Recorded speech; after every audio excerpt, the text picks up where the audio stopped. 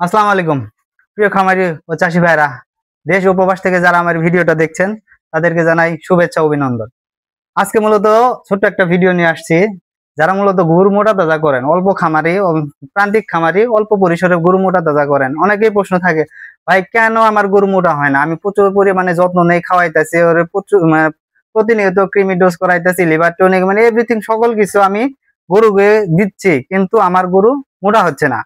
এর কয়েকটা কারণ থাকতে পারে, তার মধ্যে প্রধান কারণ হইতেছে আপনার গরু সিমেন্ট নষ্ট করে কিনা, বা বলা চলে যে ওর যে বীর্য ওটা কি ও একা একাই নষ্ট করে কিনা। যদি সেই ক্ষেত্রে সিমেন্টটা নষ্ট করে তাহলে আপনার গরু কোনো দিন স্বাস্থ্যবান হবে না। সেই ক্ষেত্রে আপনাকে কি করতে হবে, এই যে অক্সি প্রতিদিন 50 মিলি করে খাওয়াইতে হবে। 200 কেজি ওয়েটের জন্য 50 মিলি আপনার প্রতিনিয়ত আস্তে আস্তে বাড়াবেন। আজকে 50 মিলি দিলেন, আগামীতে 60 মিলি, এইভাবে আপনি আস্তে আস্তে ডোজ বাড়াইতে পারবেন। সেই ক্ষেত্রে আপনার গরু মোটা তাজা হবে। এবং যদি একটু বদমাইশি করে তাহলে ও প্রচুর ঠান্ডা হয়ে যাবে।